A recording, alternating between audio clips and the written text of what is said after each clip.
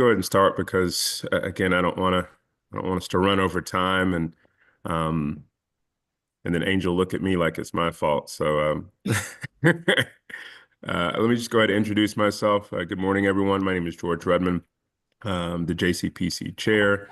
It's good to have y'all here for the board meeting on February 20th, 2025. I'll go ahead and it looks like up underneath me, Andy. Hi, all. Andy Babowski, community member. Thank you, Andy. I believe up underneath him, at least on my screen, is Angel. Angel Redmond, Parks and Recreation. Thank you, Angel. Up underneath Angel, at least on my screen, is Sylvia. Sylvia Clement, Chief Court Counsel with DJJ. Thank you, Sylvia. After Sylvia, I have Banta. Banta Whitner, community member. Thank you, Banta. Up underneath Banta, I have Robin. Hi, Robin Frazier from Aspire Youth and Family. Thank you, Robin. Up underneath Robin, I had Matt from New Mexico. Good morning, Matthew Nanis, Pivot Point, WNC, this morning from New Mexico. Thank you, Matt. Up underneath Matt, I have Angie. Angie Garner, Via Health. Thank you, Angie. After that, I have Jeremy. Jeremy Bricker, Claire Vita. Thank you, Jeremy. After that, Don Johnson. Don Johnson, I'm both jail chaplain and ABCCM faith member. Thank you, Don. After that, my screen showing Dr. No. Good morning, Dr. No, Chief Equity and Human Rights Officer for Buncombe County. Glad to be here. Thank you, Doctor. Up underneath that, I have Rebecca. Good morning, Rebecca Smith, Health and Human Services. Thank you, Rebecca. Up underneath that, I have Mr. Eric Robinson. Good morning, Eric Robinson with Asheville Housing Authorities. Thank you, Eric. Up underneath Eric, I have Ms. Kadia Ross. Yes, Kadia Ross, Health and Human Services. Sorry for that pronunciation, Kadia. Up underneath that, I have CC. CC Weston, community member. Thank you, CC. Looks like up underneath that, I have Richard from Umoja.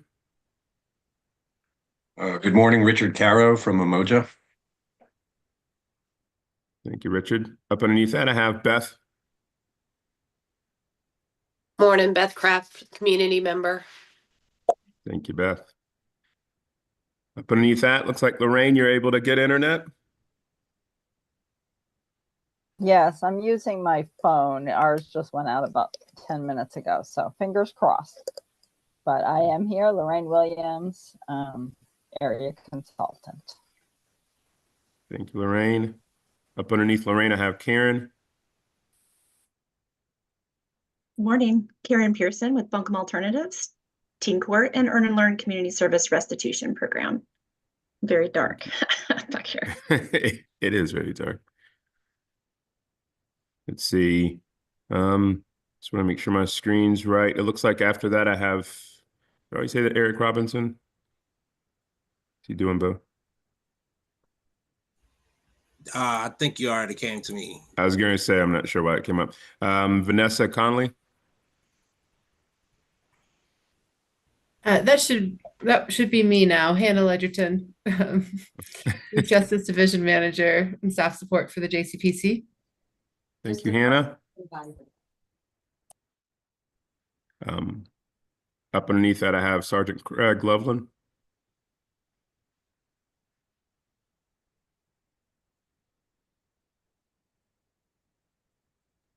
Sorry about that. On the phone, so struggling, but here I am. Thank you for multitasking, Sergeant.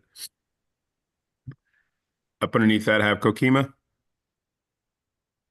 Good morning, Kokima Hines, community member. Thank you, Kokima. Up underneath that, I have Deja. Hi, Deja Cheney, JCPC Youth Representative and Buncombe Alternatives Intern. Deja, I couldn't hear you as much. I think I heard a little bit. Did everyone else could they hear Deja? I think my mic is a little off. Okay. Let's see. Up underneath Deja, I have Scott Dennis.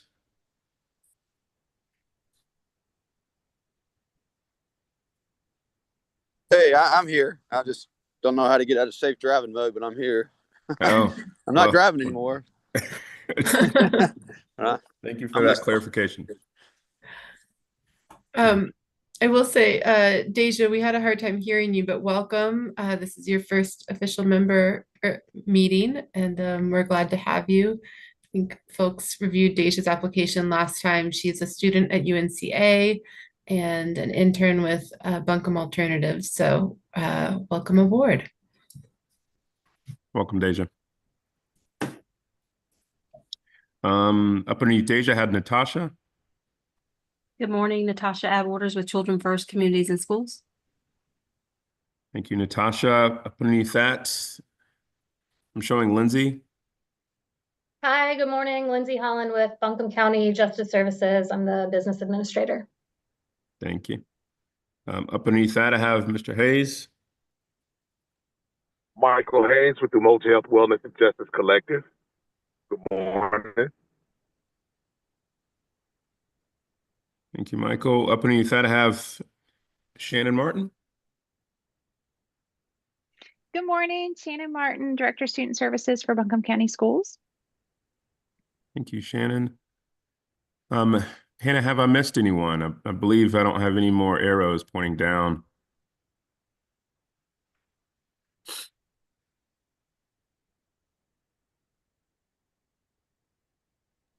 I believe you got folks from my view. If there's anyone else who we missed, please feel free to unmute and let us know you're here.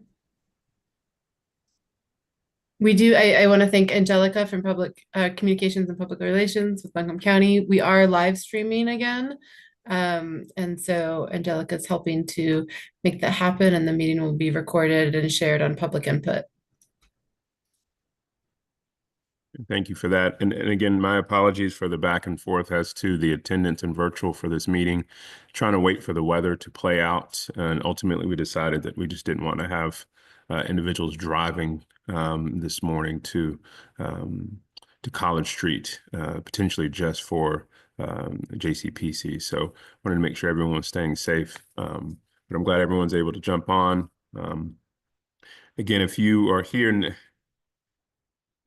weren't introduced, please feel free to pipe in whenever. Let's go ahead and go through the agenda. I believe our next course of action at this point would be to review and have a motion perhaps for our December 19th, 2024 board minutes. Two notes. One, I think Judge Johnson Smith is jumping online soon, so hopefully we can welcome her in just a second. And then I've gotten a couple of thank you so much for the folks who captured their attendance at the last meeting. So I will be updating the attendance to make sure that we've captured Dr. No and Natasha Adwaters for the December meeting. Thank you, Hannah.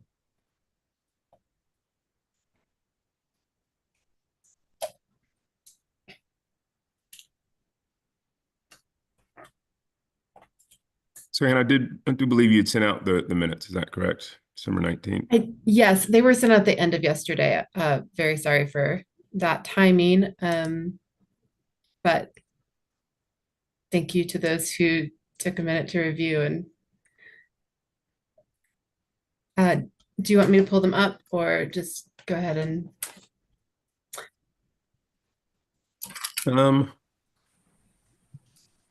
I think you sent it to everyone, so I don't necessarily believe we need to pull it up. I want to say if you haven't had a time to review them, I can give you here a couple minutes to be able to review them, see if there's any changes or any edits that you feel need to be made. Welcome to Judge Dotson Smith and to Judge Merrill. Oh, wonderful. Sorry, I took the brisk walk and then came back. Was hoping for the hot coffee, but then I had to make it myself. So glad to be here. Morning, Judge. Morning, Judge Robin Merrill. Good morning, George Redmond. Mm-hmm. So this is the first time I've used Zoom on this computer, so I had to download it. So sorry I'm a little late. Well, welcome to JCPC.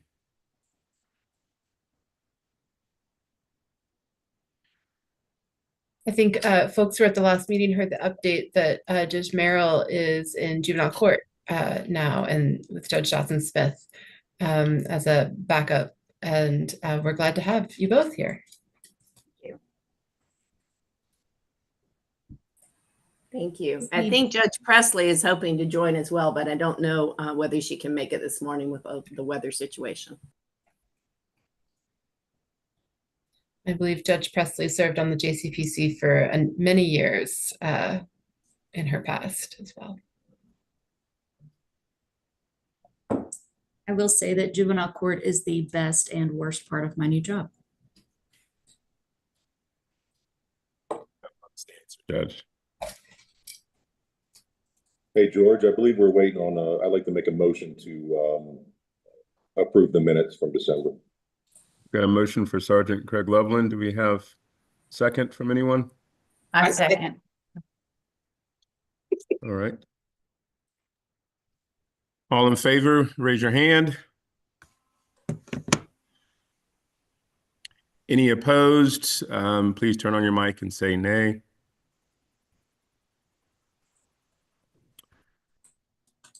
All right. Looks like the December 19, 2024 board minutes have been unanimously approved. Excuse me. It looks like the next thing on our agenda would be the monitoring committee presentation from Andy Babowski. Andy, take it away. Hi, all. Thank you.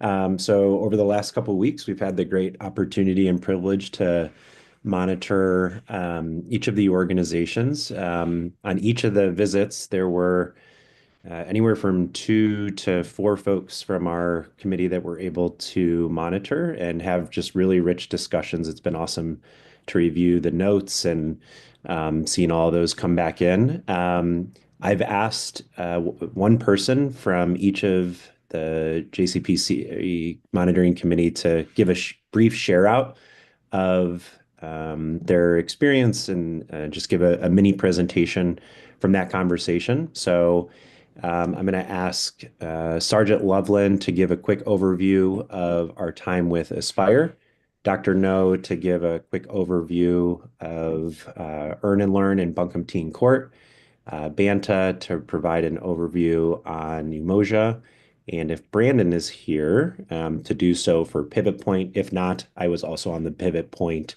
monitoring, so I'll be happy to do that as well. George, does that sound good? Thank you, Andy. Sounds perfect. All right, great. Sergeant Loveland, I'll turn it over to you. Perfect. So had an opportunity yesterday, I believe, to hang out with the folks at Aspire, and for much they were just crazy prepared. We did a Zoom meeting. It was wonderful. And we're able to learn a lot. I actually so much so that I have an appointment to go over to the UNCA campus and the Scherer building to see what they got going on. So very excited about that. Just a little brief rundown for you.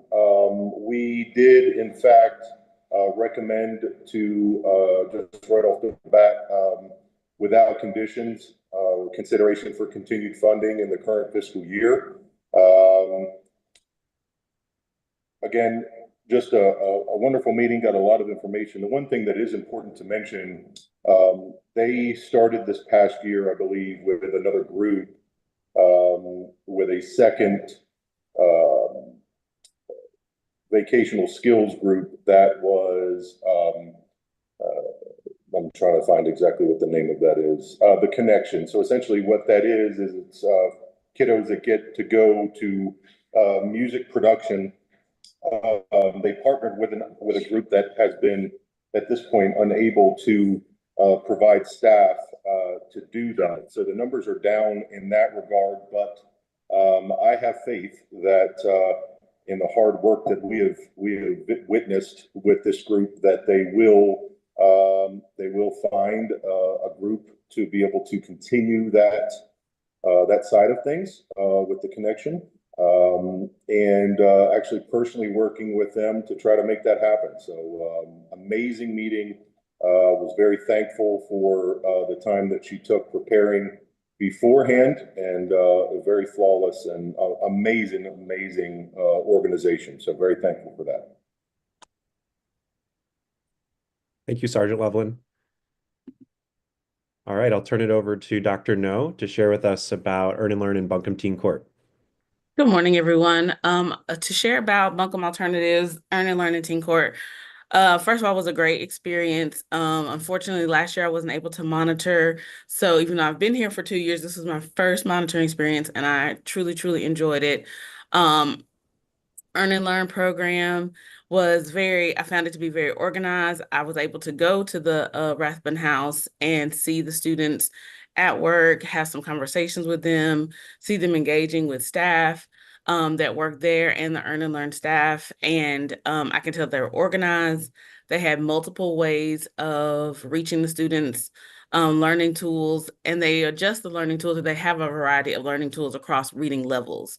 The journals that they use are very informative. The students can work at their own pace. They can earn time for that as well. And then seeing them basically provide community service for those who are staying at the Rathbun House, folding towels, cleaning up, and just even engaging with each other. They were both very good programs. And then for Teen Court, I didn't get to go to Teen Court, but I was able to speak to one of the youth at the Rathbun House who shared to me what happens at Teen Court, and he just talked my ear off, which I love to see. He really appreciated the ability to be able to hear from his peers and talk with his peers and help decide the consequences for other peers who maybe have engaged in some unfortunate behaviors. And so I think that's a great opportunity for them to have autonomy, for them to work together as a team and to build those life skills and making tough decisions. So both programs are doing very well. The communication is there with DJJ. They were both very prepared and organized. They're tracking their funding well. Both programs were recommended to continue without any conditions. And an area I think that we discussed for possible improvement is having some type of maybe policy in place, or looking at a policy to put in place for referrals that come not from DJJ, so that when Buncombe Alternative staffs are reaching out, parents aren't taken off guard or frustrated or upset by this opportunity to go to Teen Court, and yet maybe not follow through. And so then there's just they're left with these stacks and stacks of files that aren't being addressed because there's not a feel of this is something that you have to do. It's a choice, and parents can choose not to. And so maybe how to help with that. So that's the end of my report. Thank you so much, Dr. No. Appreciate it. We'll now go to Banta to share about the visit with Umoja. Yes, thank you. Craig and Dr. No and I visited with Umoja last Monday and had a terrific conversation with them. Well, I think we're all blown away by all of the programs that they have in place already. The restorative practice groups in the schools, the circles in the schools are in Irwin Middle, Inca, Peak Academy, North Buncombe, Reynolds. There's an out-of-school program, the Hope for the Future program, and they all provide outlets for these teens to learn personal and life skills like conflict resolution and repair, emotional regulation, relationship skills, and the peer support specialists have incredible extensive training. So that's a very impressive part of their program. Michael Hayes told us that he also responds to pretty regular crisis calls from the schools. I'm assuming often that's to de-escalate a situation or sort out a problem. And A couple of things that really stood out for me was it's such a continuum of care. So it makes it, and it's a very sustainable program. So a client who may be a JCPC client within that system may move from where they start in one of those restorative circles into any number of the other programs that they have to offer. Maybe they go into band, maybe they go into one of the other groups. And so a couple of the things that we recommended was that they add, in fact, Dr. No mentioned that they add a program evaluator or some sort of data consultant to help what they do become much more measurable, and so that they can create a template that could be replicated perhaps in other communities because they're doing such amazing work there. And we also recommended that together with the schools, they document those crisis calls because that represents a good bit of Michael's time, I think. But our monitoring team unanimously recommended continued funding, no conditions there. Yeah. Thank you, Banta. Appreciate it. And turn it over to Brandon to talk about our visit with Pivot Point.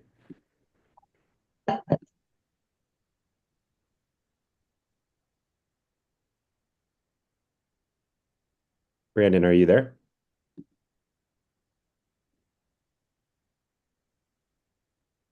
All right, I'll go ahead and jump in. So Brandon, myself, and Sergeant Loveland had the chance to visit with Matt and the team at Pivot Point. Really enjoyed our discussion, had the opportunity to visit them at their offices. I probably would have preferred to visit out in the beautiful nature where they conduct their programming, but weren't able to do that.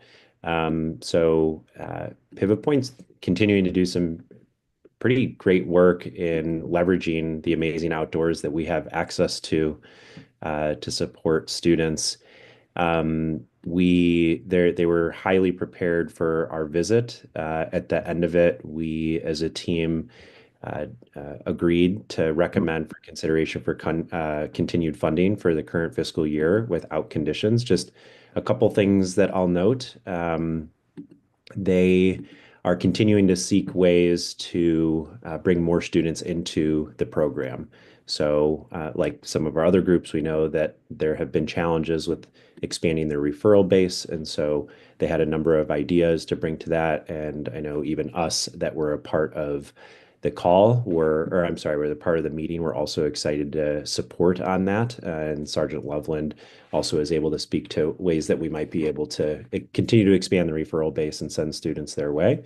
Brandon noted during our conversation that, of course, collectively, we would want to make sure that Pivot Point is continuing to serve a full representation of Asheville students. And Matt and team are, of course, very open to that and excited to do that. I will note that despite being, no problem, Brandon. I will say that despite having challenges with bringing in the referral base, they have gone above and beyond in a couple other key areas. Notably, during the hurricane, Pivot Point pushed into a couple schools and was serving about 20 students daily. So it was just awesome to see how they were leaning in and supporting the schools and the students during that particularly tough time. The last thing I'll note, which I also found really interesting and intriguing, is that Matt and team are looking to continue to be thought leaders in this space, in this experiential coaching and adolescent diversion programs. A lot of the work that they do, of course, is anchored in research. And I think they have a unique opportunity, and I was excited to hear Matt talk about this, just to continue to be thought leaders on how to leverage the outdoors to support students elsewhere around the country.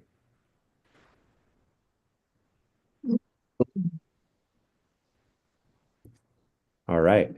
So that concludes our rundown of the organizations that we're able to monitor. George, maybe if there's any questions that folks have. Thank you, Andy, for presenting all of the monitoring committee's recommendations and for taking time out to go out to all these programs. As always, these programs are amazing, even through the adversity of Hurricane Helene. So it's good to hear that they are still with boots on the ground and affecting the youth within our community in a positive way. If there's any questions regarding any of the programs, I guess please kind of reach out now. You can unmute yourself and ask. We've got several minutes to be able to do that before we move on to the allocations committee.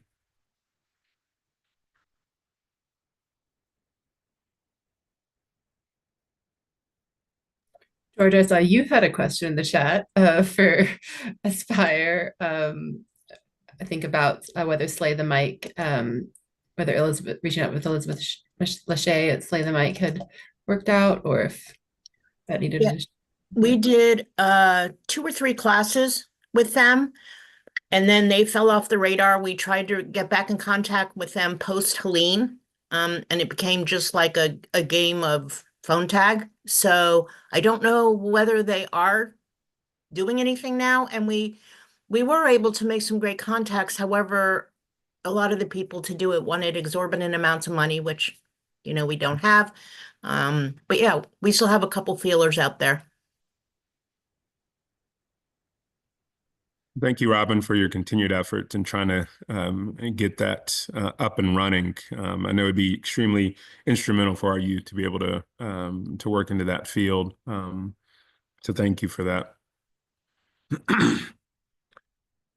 Andy, I know you had said, excuse me, something about, and Matt, you may be able to provide a little bit more information about the expanding of the referral base.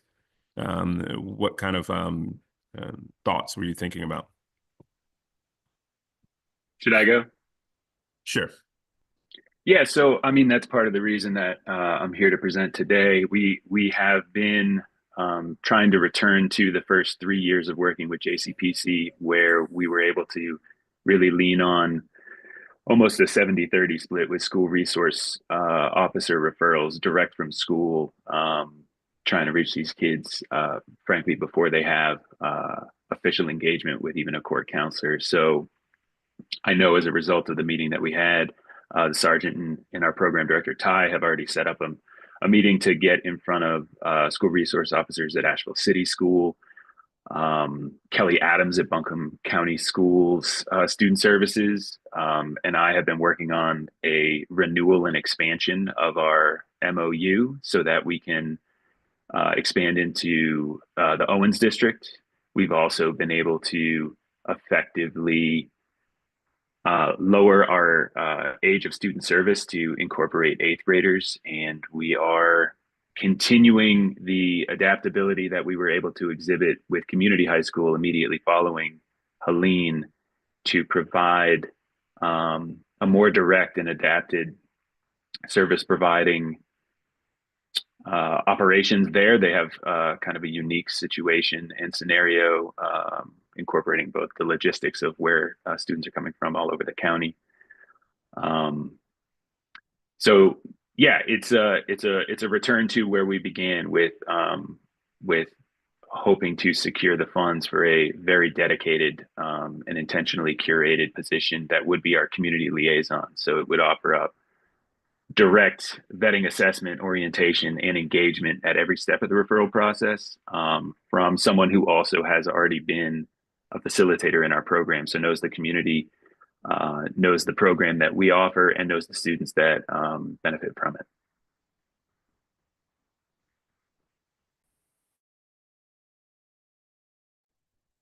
Thank you, Matt. I think we all share with your sentiments about wanting to expand this referral base and being more in a prevention measure as opposed to an afterwards action of providing resources for these kids. Any other questions from anyone out here on our council regarding any of the programs that we have funded this last year? Just to acknowledge, welcome to Judge Meredith Presley, one of our other newest district court judges. And Meredith, as I mentioned, you were a longtime serving JCPC member in the past. Yes, good morning, everybody. And also Morning, to Judge. Nicole Stallings. Welcome. Morning, Nicole. Morning, y'all. All right. So where we're at in the agenda now is we've moved on from the monitoring committee. I believe up next would be the allocations committee. Angel, take it away. Okay, good morning, everybody.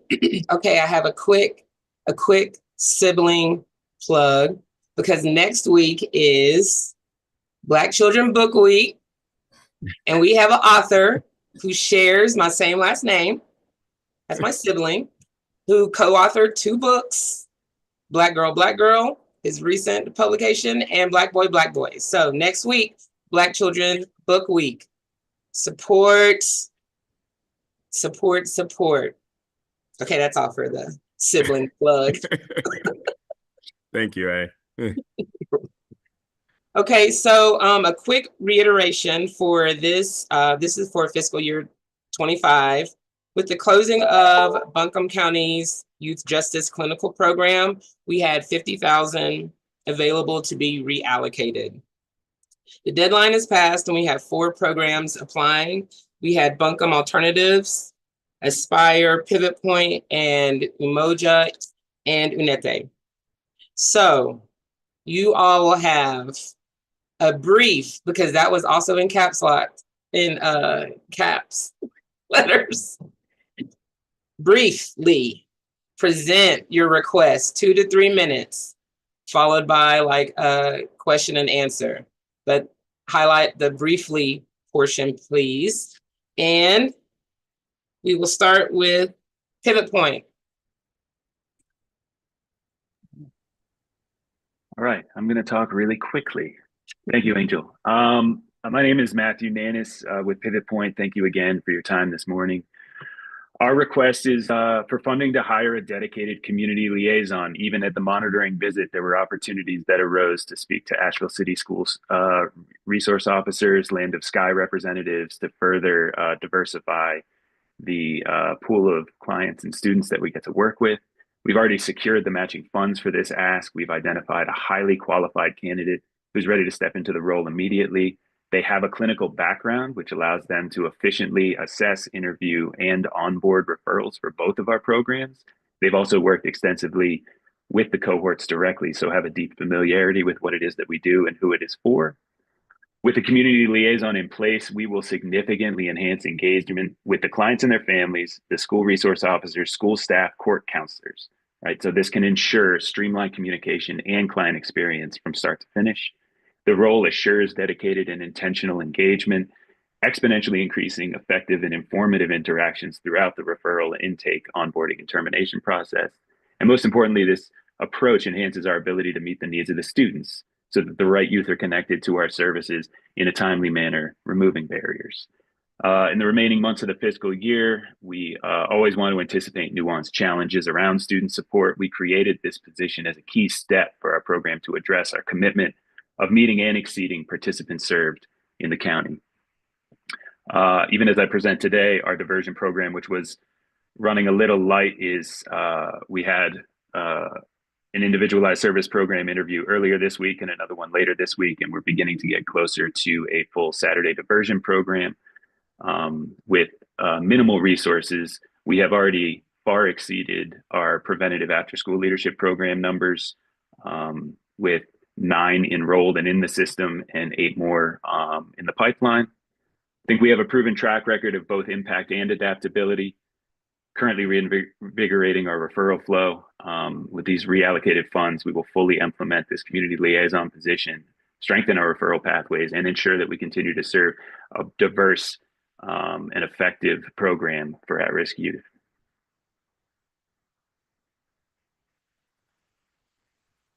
Was I under 2 minutes? 3 minutes?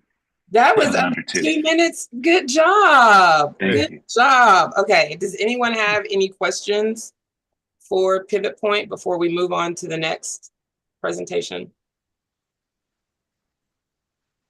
Thank you, Matt. All right, so let's go to Buncombe Alternatives.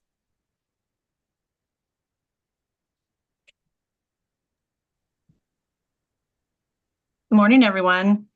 Let's see, I was already posed with a few questions. We have put in a request for $30,000 for a new vehicle.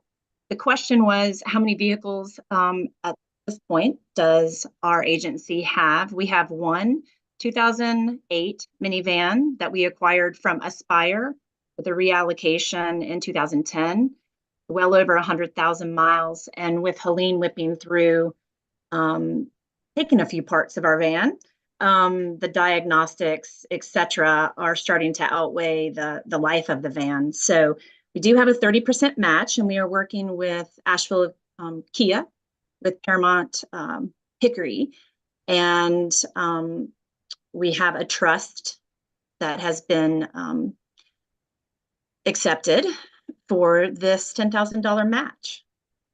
So both, let's see, another question that was asked was our full capacity for that van.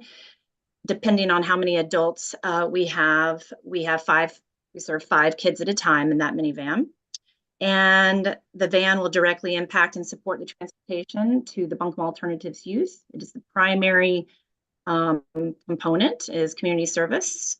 So it roughly would support the 45 plus families that we are currently serving on any given day and the weekends. Was that under? That was under. Good job, Karen.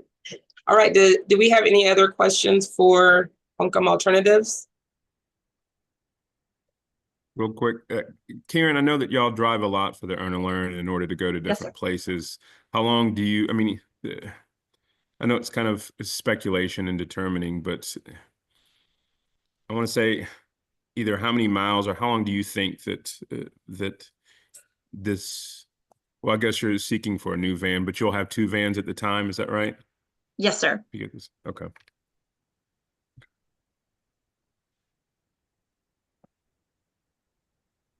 Do we have any further questions? All right, well, let's move to Umoja and Unete. Good morning, everyone. My name is Michael Hayes, Executive Director of Umoja Health Wellness and Justice Collective. We are here to ask for $10,000 to support us in having a kind of culturally aligned, trauma-informed restorative practice trainings. I know those 2 sentences, those 2 phrases, culturally aligned and trauma-informed, are not always attached to restorative practice, but because of the work that we do, centered around resiliency circles, bringing in restorative justice circles, we knew that that was important for us. We also wanted to create this kind of type of language that we use throughout our trainings and have our community partners have access to this training as well. We feel that it's important that we get to integrate these this shared language so that it's shared throughout, throughout all of our programs, but also throughout the community members and community partners that we have fostered over these years of doing this work. One of the important things that we do want to bring up is that in order for us to really be of service, because our continuum of care is more than just the 8 weeks, we want to be able to use, these trainings and everybody like sharing this language to create like a stronger presence, within our communities, as well as giving our parents and our community partners a better understanding of what restorative practices and resiliency practices look like. Because once we share it with our children and they go home and they tell their mothers that they, been doing restorative practices and resiliency trainings, and the parents start to ask questions, then we have to be prepared for that as well. So we figure right now it's better to be ready than to get ready. So that's why we really want to get this 10,000 to really start having the trainings. And the trainings, I know we've offered, like Buncombe County's offered trainings, but 9 times out of 10, we have parents and even our staff that can attend those trainings because that's during the day. We have to be able to select a time that's going to be perfect for all of our staff members, Umoja and Unites, as well as our community partners, to be present for these trainings, which we know are very important in this work that we're doing. Thank you very much, Mr. Hayes. Do we have any questions? I do. Just a quick question. With that, I think the plan, the idea to use that for that reason is great. Do you know about how many iterations of the training you would be able to offer with that fee? Like, is it 2 times, once a quarter, once a year? How how long could you get, how many trainings could you get out of this $10,000, I guess is what I'm asking. Expectation is to get at least 4 trainings because we know it's going to take that many, throughout each quarter, we should be able to have a training because we know that we'll have different youth coming in every quarter. We only have 8 weeks with them at the most. So yeah, we just want to be prepared with all of these people that we've already worked with and that we will be working with in the future.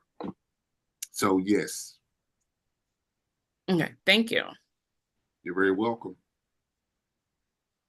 Do you have any other questions? All right, finally, let's hear from Aspire. Robin? Thank you. Okay, I feel the pressure to be brief. So we are requesting $35,500 toward the purchase of a new van.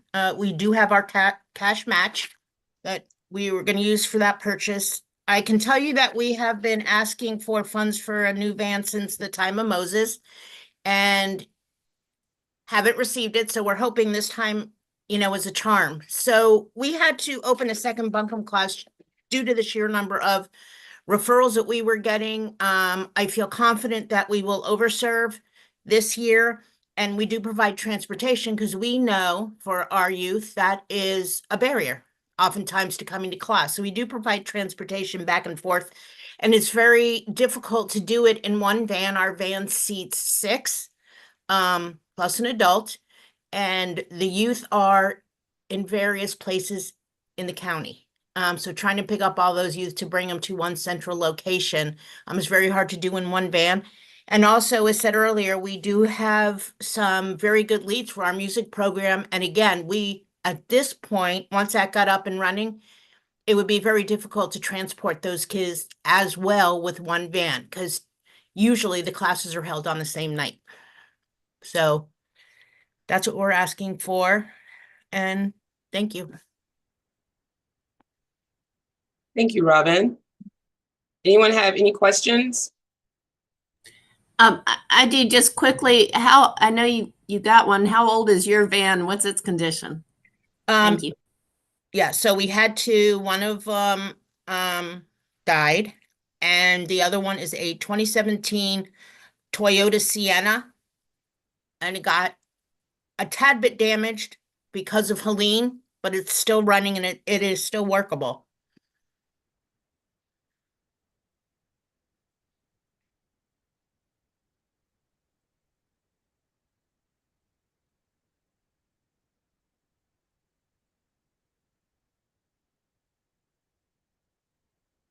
I'll pass you a message from Matthew.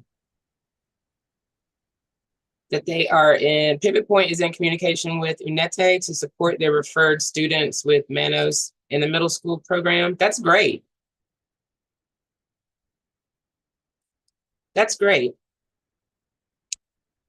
Well, we have heard from all the programs who have applied for the $50,000, and now we can deliberate because everybody's ask together is way too much. We only have 50,000.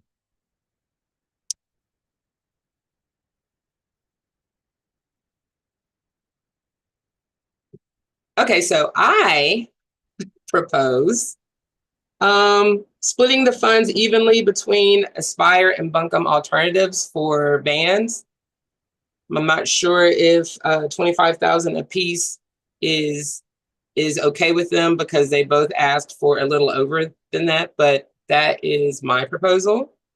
I understand transportation is big within the communities, and Aspire has asked repeatedly for vans, and we've had them and they have gone elsewhere. So understanding the need for transportation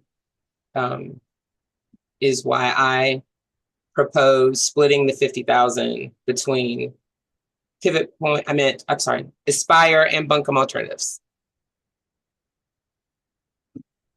So yeah, this is always tough. And there's always such wonderful proposals because it seems every year here and other JCPCs, we find ourselves in a position of reallocating, and most of the programs come forward with really impactful and meaningful, presentations that are going to help the kids that, they serve. And I second Angel. I know that Aspire has asked for money to help purchase a van from us and other councils for many years. And we have been fortunate enough here to be able to purchase vans for other programs in the county over the years. Transportation is, of course, we know one of the biggest barriers for social determinants of health for kids and families. So I also agree with Angel to split the allocation between Buncombe Alternatives and Aspire.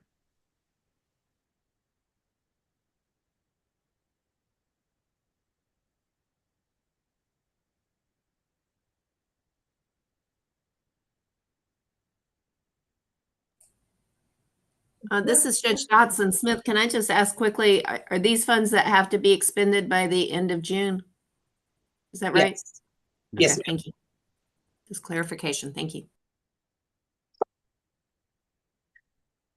And Angel, I had put in there as well. Do we know if Aspire and Buncombe Alternative, if we're reducing the amount that they have asked, if they're able to adjust to that and still be able to purchase a van due to it not being the exact amount that they've asked for?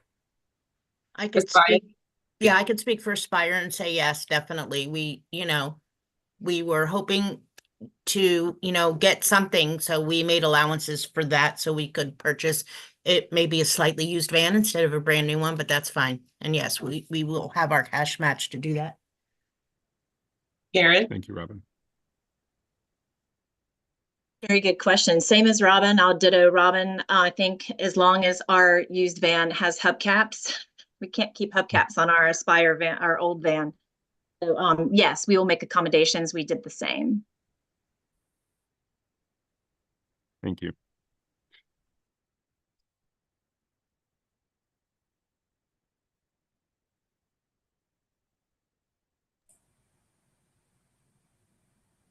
Does there need to be a formal move now? I just want to make sure I understand the process. It would be any other questions or concerns that they may have. Any other proposals also that can be put forth as well before a formal proposal and second. I was going to say, it sounded like the way you framed it earlier that you put out a motion and Angie seconded it. And so I think that the points of discussion and clarification are open, and then I think that motion is on the floor. So if another motion wanted to come forward, then I would defer to Lorraine on the exact Robert's Rules of Order for moving that forward. But did you want to call for the vote?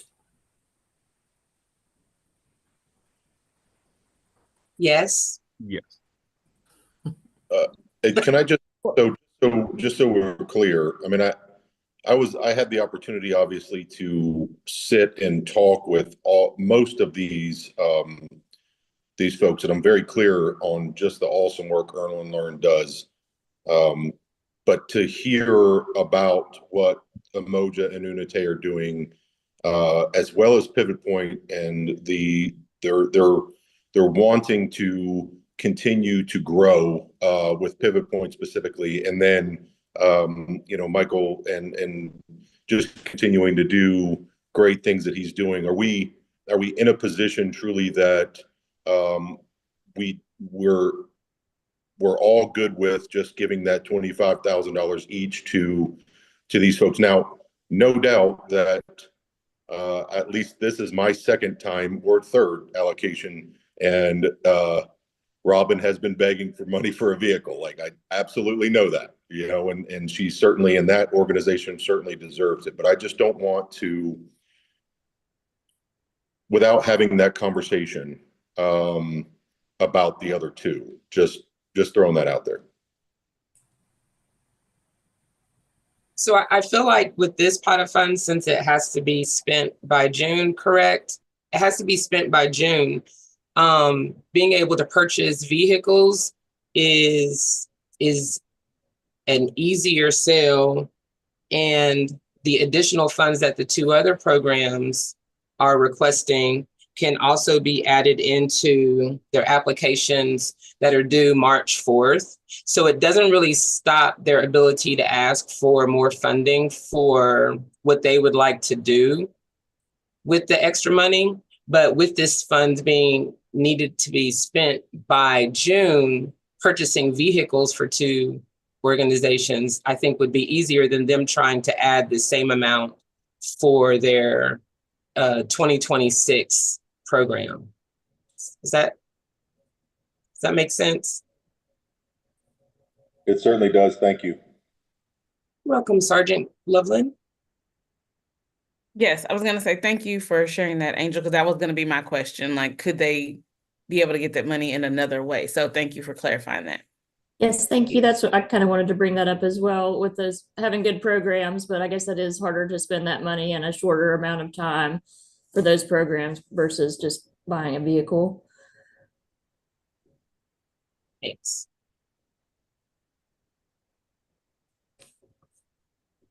All right, any other questions?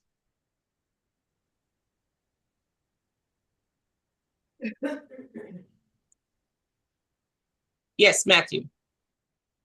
I just wanted to share that we have pledged, because I appreciate the tangible opportunity of purchasing a product, but I just wanted to share also that in line of what I understand your reasoning to be, we have pledged donations that will literally kick in July 1st to fill out the annual contract of the already vetted individual. So like these funds that number was selected to be allocated specifically and exclusively for the duration of this fiscal year, at which point we don't necessarily have to reapply for the March allocation meeting again for this funding. We've secured the annual salary for this individual minus this request. Just throwing that out there, if I understand your reasoning. Does that make sense? It does. Okay. Thank you, Matt.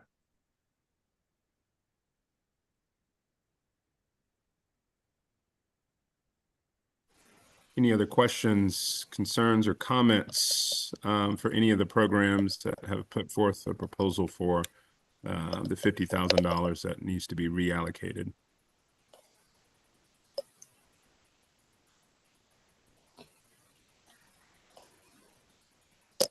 Lorraine, do you have a question or comment? I just wanted to make one comment for you all, and that's that, well, it's sort of two-sided. They have just announced that there are going to be discretionary funds as well, which will be similar to your 50,000 that Buncombe's reallocating. They'll be competitive statewide. And so other counties may, will also need those funds, and they'll ask us to, for counties that have other funds available, such as Buncombe right at this moment, to, Buncombe may lose a little bit of its priority for any applications coming in because you all have 50,000, whereas some other counties may not have any funds to reallocate. So they're asking counties to do exactly what you all are doing first. But if some of those are legitimate asks and fall within those priorities, those discretionary funds are due April 3rd. I was going to say this in my announcement later, so I'll just bring it up now because it's appropriate. April 3rd is when those will be due, and those will also need to be spent by June 30th. So if there are some worthwhile causes, I can't promise that they would be funded, but I just want to let you all know there may be another opportunity if the items requested fit like within the parameters of that.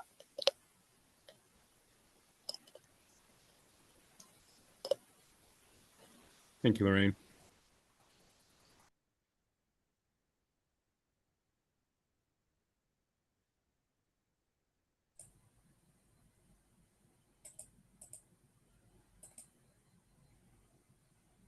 Judge Smith.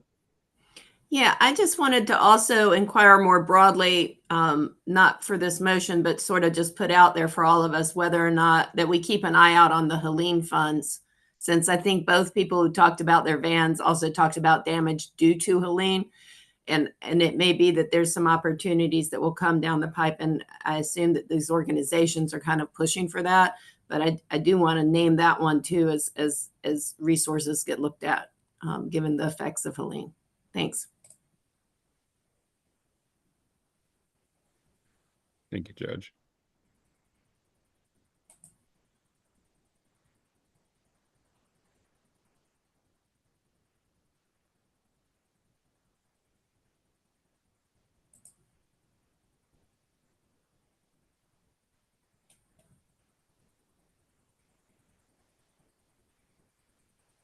Angel, you're on mute.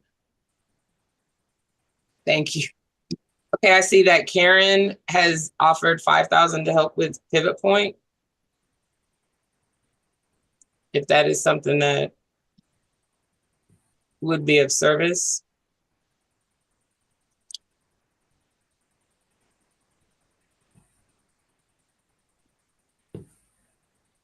Is that on me to respond there? I think so. If that would be something. It is, as it always is, Karen, thank you. A very generous kindness. The pledges that we have to fill out this salary for this are contingent upon what we ask for. I don't have a way, and I cannot ethically hire somebody with only a quarter of the funds to get us through June. So gracious offer. And I would throw out there that while y'all are looking for vans, we have a 12 passenger that we were able to secure through discretionary funds in JCPC, and it would be a nightmare of a logistics thing, but I'm very open to figuring out ways in which, when we're not utilizing it for our programming, that you all could in the meantime, or when you need to take it into the shop, however this all plays out. It would have our logo on the window though, so you'd have to deal with that.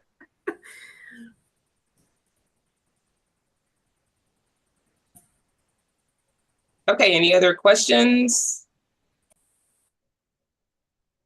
I was trying to type, Angel. I couldn't type that fast. Matt, thank you. We reallocated, we sold our 15 passenger van to Blue Ridge Trucks years ago.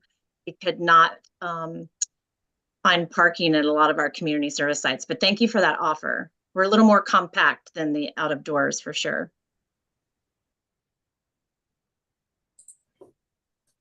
And Angel, I'm not sure, real quick, before we had asked, did we find out what kind of passenger vans we're looking at for these? I'm not sure if I didn't hear it or just or it wasn't stated. Are these 12 passenger vans? Are these 8? Are these 15? What are these, Karen and Robin? I could say for Aspire, no, the 12 is way too big for our needs, and yes, it is hard to park. Ours will be an 8-passenger van. Okay. And I'm sorry. Sorry, I couldn't figure out how to raise my hand. I was just going to ask if Aspire and Buncombe Alternatives, have you looked into those Helene funds? And is there any progress on that? And or have those options been exhausted? I'll speak for Aspire. We have. It is a long and very painful process. So far, we have been denied. We can always appeal that, but that's where we stand right now. Thank you. Mm-hmm. Good question, Judge Presley. Same, ditto, Robin. We used our deductible for the window that it busted out. It's more now about the electrical, and it is a minivan. With the funds that we have now, it might be nice to look at a more compact vehicle, but we'll get back to that. But right now we have a Toyota Sienna as well. Thank you. All right, any other questions?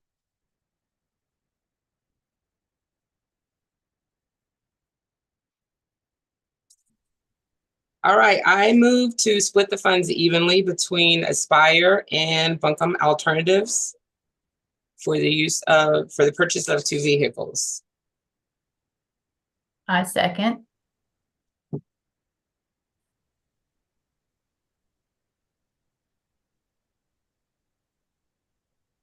All in favor, raise your hand. I was going to say, President. Oh, I'm sorry, George. Chairperson, President, I think it's your call. Sorry, George. It is. Go ahead, Angel. All in favor, if you can please, since we're virtually, raise your hand if you're in favor of this proposal.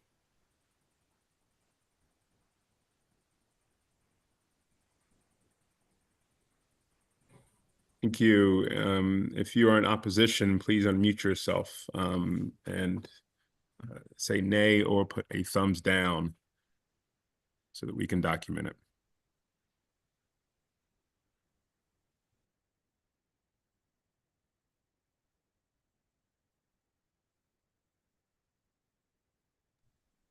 All right. Looks like all the votes in. Looks like decision's been made for the reallocation of $50,000 to be split right down the middle between Buncombe Alternatives and Aspires. So it looks like Aspire, looks like the quest for the van since the day of Moses has now been granted. So that's we look forward to hopefully being able to see that van on the road as well as Buncombe Alternative. Any other questions or concerns from the council members before we move on to the next allocations?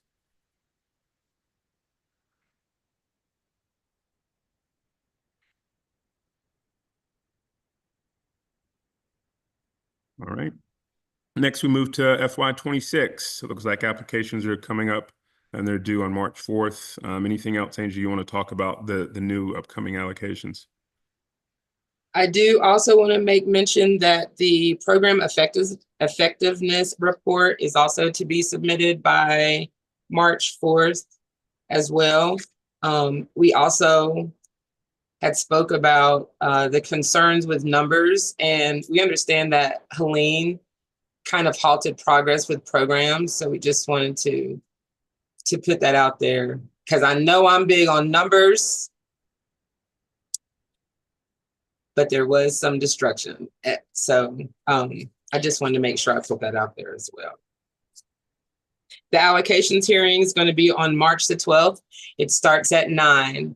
There is no end time because it depends on how long it takes to deliberate all the questions that we ask. So please plan to stay all day, at least 8 hours. I'm looking at Hannah, 5 hours. Oh, no, that was right. You can block off the day, depending on how. Please block off the day, Wednesday, March 12th for the allocations hearing. I will say, regarding the time, often the allocations hearing has ended by like 2 p.m. or 3 at the later time. But given that we don't know yet if there'll be additional programs that apply, we don't know yet the length of the deliberations, we do ask folks to block the whole day. We might, depending on the number of new folks, new JCPC members, we often will sometimes have a orientation at 8:30 in the morning, but we'll confirm with that following up. And the JCPC program effectiveness report, for programs, we kind of tried piloting that last year, and there was a lot of need for changes to make it easier for programs to complete and to try to align it with the NC Allies reports more seamlessly. So we have been working on that.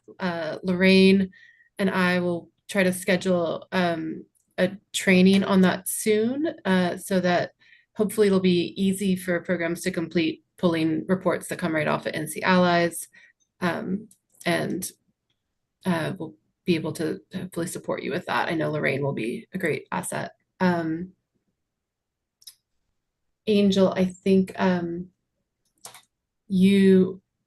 when we checked last, we have for our allocations committee, our allocations process in Buncombe County requires at least, I believe, 10 voting members. And I think we have 10 voting members who have said that they will participate, but we also know that with sickness and things that come up, it would be great to have some more voting members of the JCPC volunteer to be present that day, so that if somebody does get sick or their child or anything else comes up, that we have some flexibility there.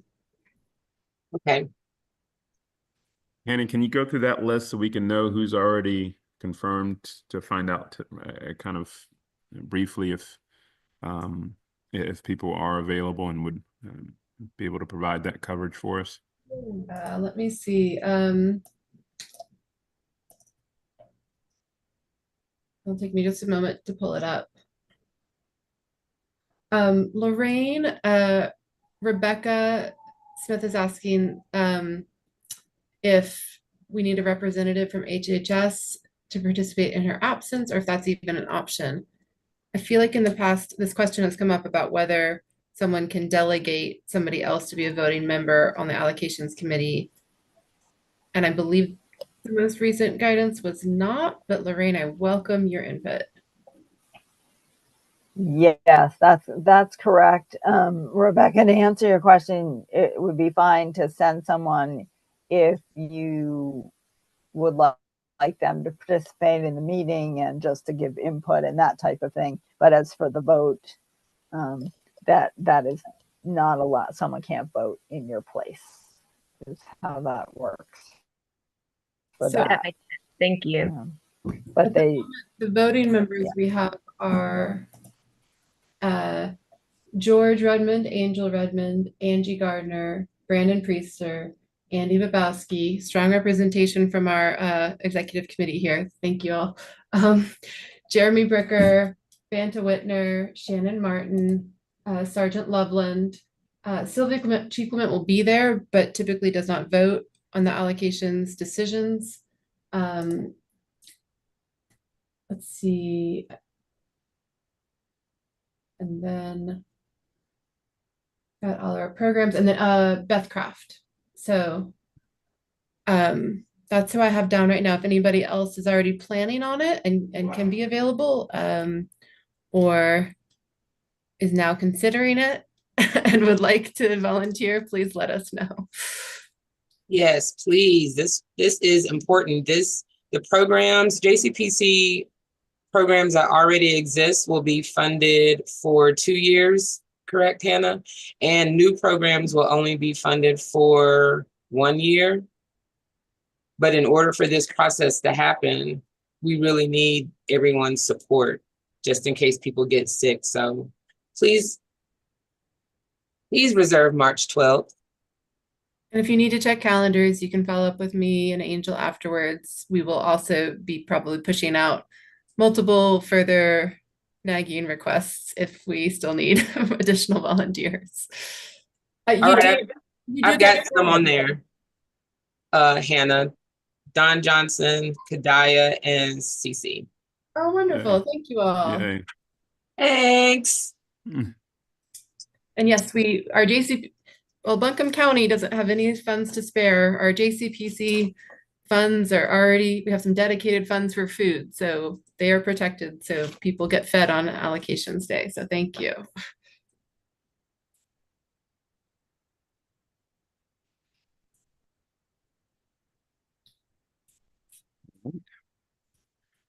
I believe that sums up the allocations committee presentation. Thank you, Angel,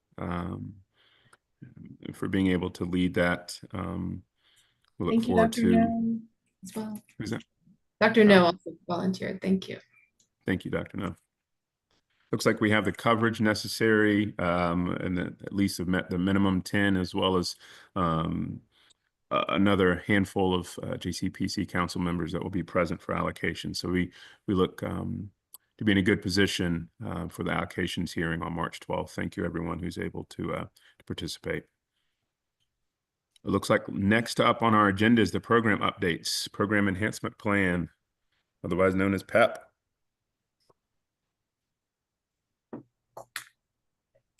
I guess it starts with the programs. Is that correct, Hannah?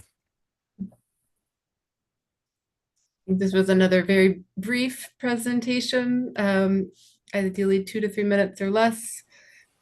Hopefully it flows from what we've already been talking about. Any program want to volunteer to go first? I'll go first. It's Thank you, Robin Robin. from Aspire. So our total SPEP score was 46 with a pop of 54%.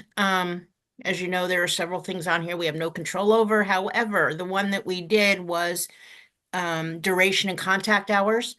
We have done an extensive training with our staff to be able to, when they terminate somebody in NCLIs, to be able to understand exactly how many SPEPable hours there are, because I think that there was some confusion with that. So we've done that. The bigger thing that we have done is also spoken with the court counselors who have been great in if a youth is no longer on diversion and no longer obligated to be there, the court counselors will say, but it is highly recommended that you finish, or, we do hope that you finish. And that has helped as well. So we're doing that. Yeah, and I go in every week now and look at the terminations that were done in NCLIs to make sure they were done correctly to make our score better. Was that brief enough, Hannah?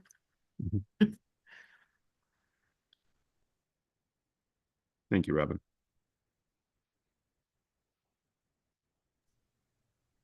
Does anybody have any questions before we move to the next program?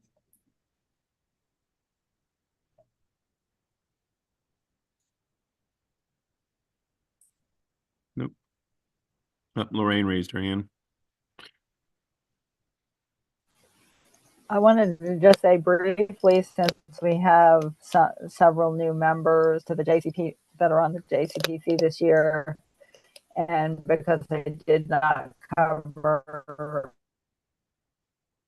SPEP at our October meeting, because that was reserved just for discussion, for debriefing after Hurricane Helene, and for talking about that and sharing. So just for anyone who's new, when Robin refers to SPEP, it stands for Standardized Program Evaluation Protocol, and it's a measurement tool that we actually have allies that other states do use SPEP, but they don't have it integrated in NCLIs like we do. So it's a pretty cool tool.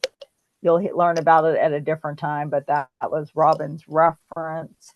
Some programs have a SPEP score, most do, but some program types do not. And so the program enhancement plans that we're hearing about today are responses of the programs for areas where they wish to improve. And they're using that and other tools in their organizational development, toolkit to see where they can continuously improve. So that's all I wanted to say. And thank you all for sharing your PEPs today. Thank you, Lorraine. Thank you, Lorraine. That's the fastest summary of SPEP I think I've ever heard. But yes, for folks who are newer, you can get a full orientation with Lorraine on many aspects of the JCPC, including SPEP. And I think she's looking to schedule some dates for that orientation soon. Is there another program that would like to go next? This is Karen. I can go. Thank you, Karen. No problem. For the Earn and Learn program, just to bring it to everyone's attention, the Earn and Learn program does not. Oh, wait, are you on Teen Court? Sorry, That's okay. I can do Teen Court. Sure. I'm good at punting and kicking. Okay. So for Teen Court, this program does not have enough research to support a SPEP for new members. When they get that, I'll probably retire. We've been trying with Lipsy Howe to make Teen Court a SPEPable program for a long time.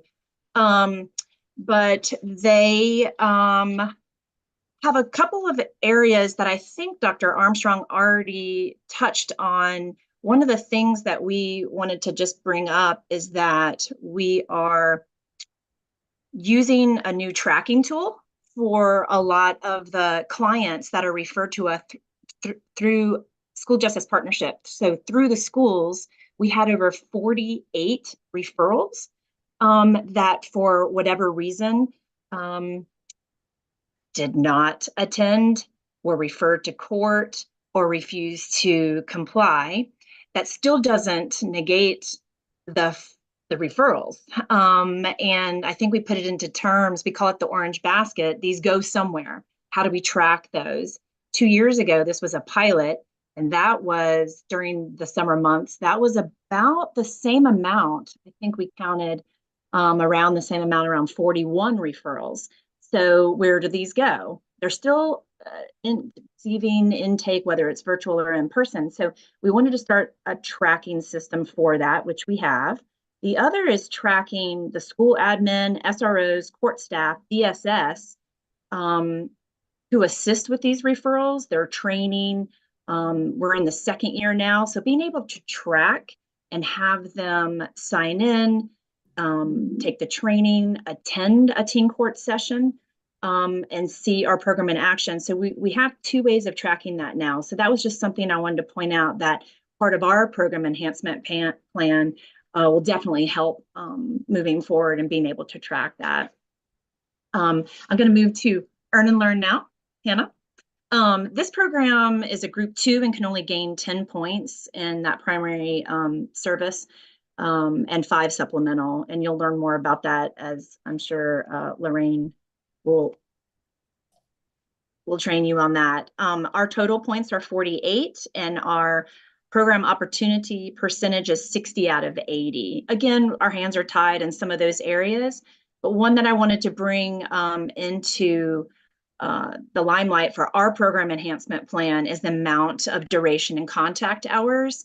It's extremely, in my mind, it's extremely lower than it has been in the past. And one of our ways to reevaluate that and create an extension of services through our intake and community service programming is to create an extension of services through DPS, policies and procedures. I'm not going to get into too much of the jargon, but it's looking at the population policies and to the referral source. Again, this kind of piggybacks on who's referring to our program.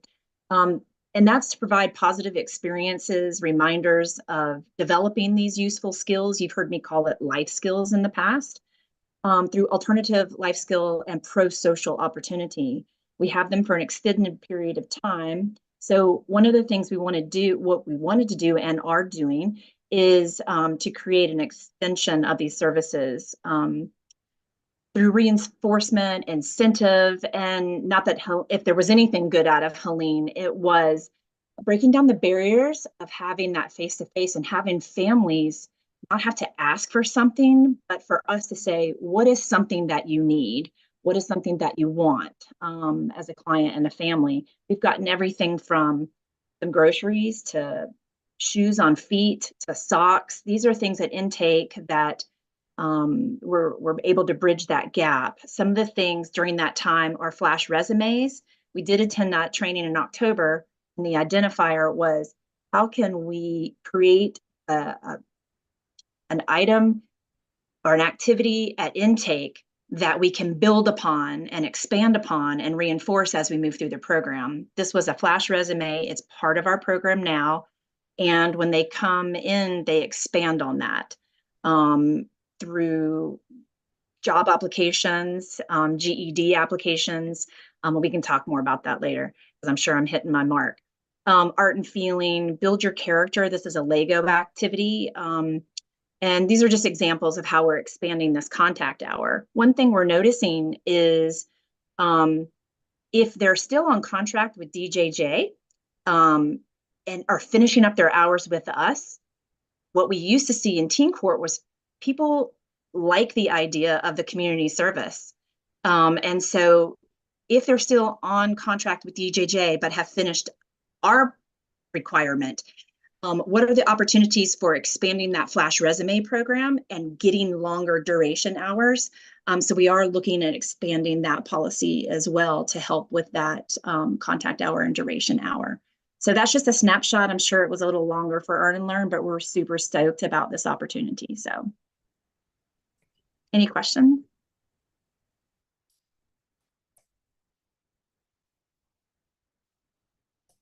Thank you, Karen. And I want to make sure, Richard, I hope that you know this already, that Umoja and Unite don't have a PEP yet. They are, as a new program, not required to complete one. So hope that everybody was clear on that. And then Pivot Point, are you? There's Matt. Yes. Let's see. Yeah, so there are some elements because of what we do and how we do it, specifically on the duration and contact hours. Like we are a 10-week program. We had originally been a 13-week program, and then with direct feedback from court counselors with their perspective on getting students to engage for that duration of time, we condensed our program curriculum to 10 weeks.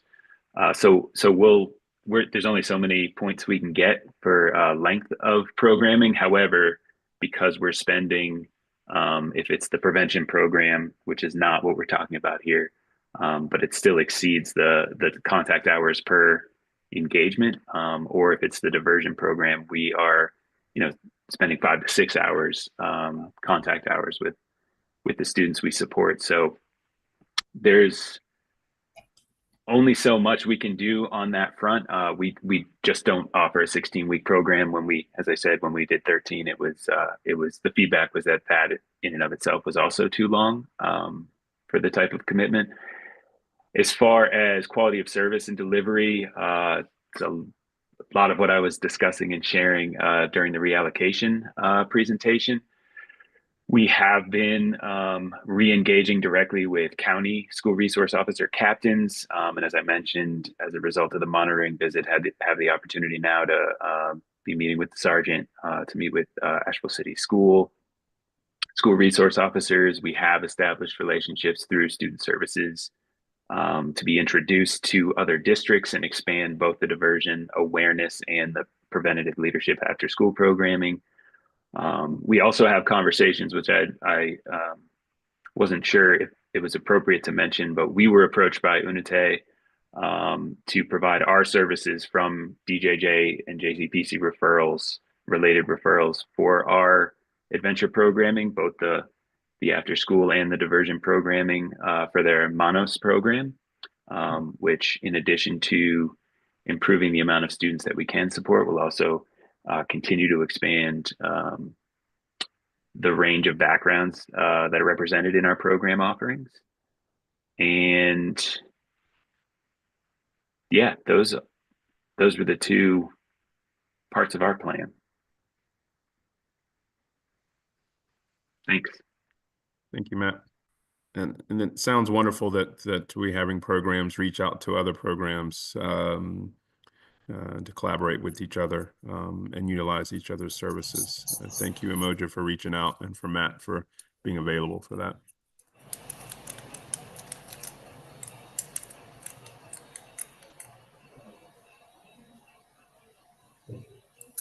All right, I believe that's all of our programs for the program enhancement plans. I think next up on our agenda is an update from Sylvia. Sylvia.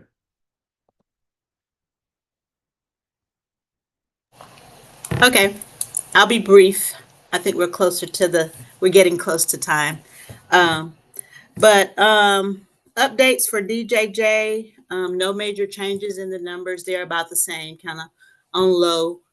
And we're continuing to support the School Justice Partnership as always. That's a work in progress. So, but we're on board. Let's see. Assessments are going well, no backlog, so we're doing good there. We did have one staff to resign this month. And we also had one staff to complete basic training, so that is a positive. We are currently meeting with law enforcement on patrol and ALE to educate them on the juvenile justice process. So we completed the process with Buncombe County, and we will be looking to schedule appointments or presentations with Asheville Police Department next month. So that's one of the things that we have to do annually, and so we're doing that. And then, as mentioned before, we have a new juvenile court judge, Judge Merrill, and we're getting acclimated to that process as well.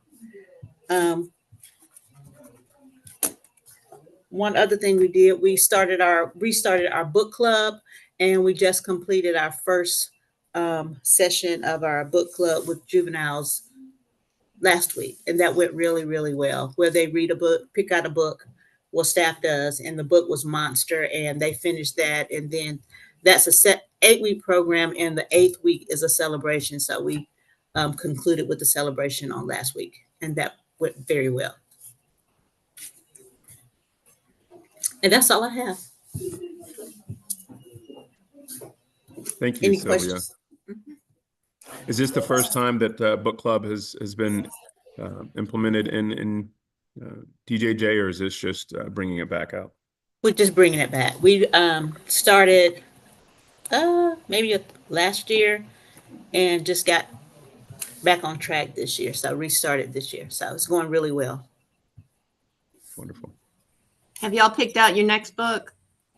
Not not yet. We have a few choices, so we haven't selected one yet. Thanks.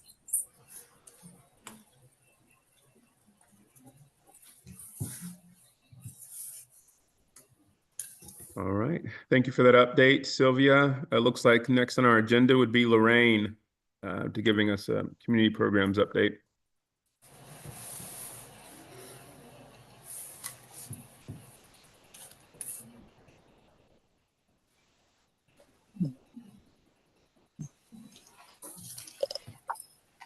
You all, thanks to Programs for the PEP, I'll try to make it brief. I know we're at time. Hannah sent out the program summary that shows where programs are overall for the year, and y'all can look at that. The column, the third and fourth column of data.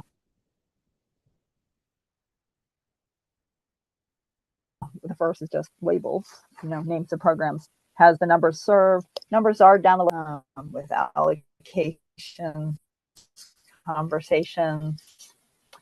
Can you all hear me all right? Yes. My internet seems to be acting up. Okay, good. Just wanted to make sure. Just a couple of quick announcements. Discretionary funds, I did mention, those are this year, they're tacked on to the bottom of third quarter accounting in our office. Even us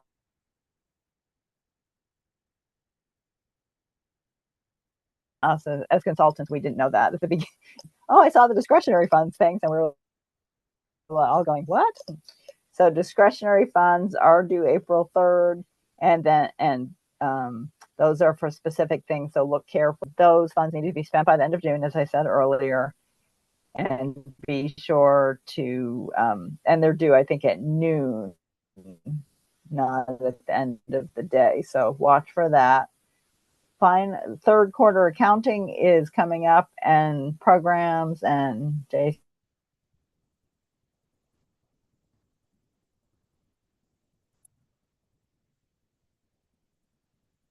CPC admins have that due on Wednesday. So that's coming up, and that announcement went out if someone didn't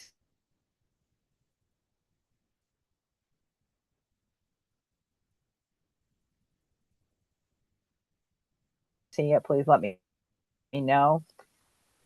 There is an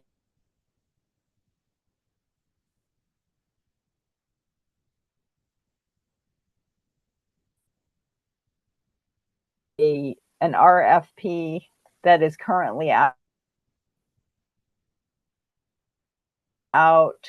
for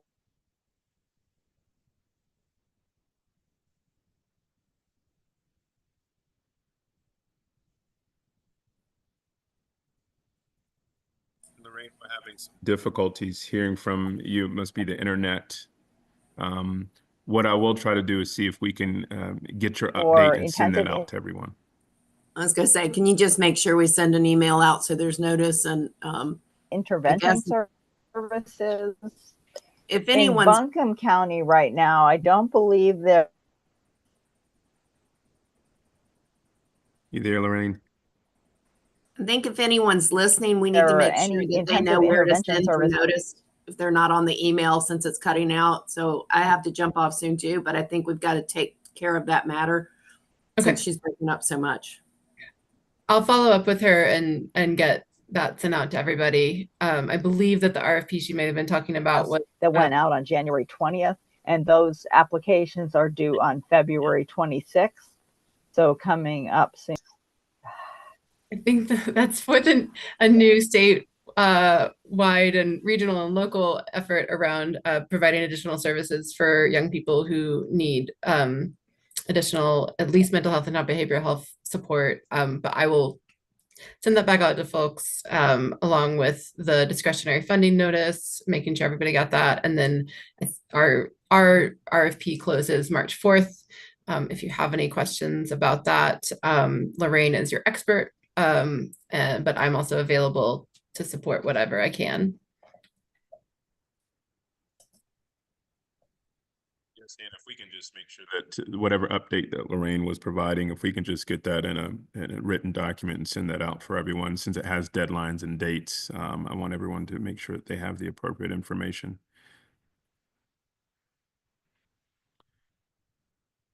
All right, looks like it's 10:05. Any other public comments and announcements?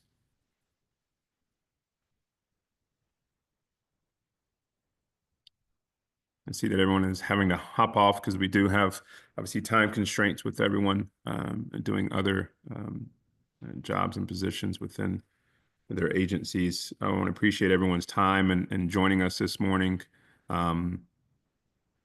I don't see any hands raised for public announcements or comments. If you do have them, please feel free to reach out to myself or Hannah. We'll perhaps can include those along with the update from Lorraine that we're able to get bits and pieces from to make sure everyone is kept up as to what's going on here in the county. I will say that Matt confirmed that there was confusing information about the discretionary funds from the state. And Matt, I was also confused. So yes, I will try to support following up on that as much as I'm able to. Thank you.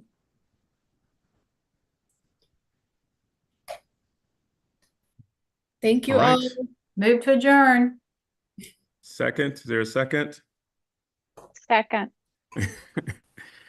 Thank you all. Bye. Have a great day. Everyone have a wonderful day. Bye. Thank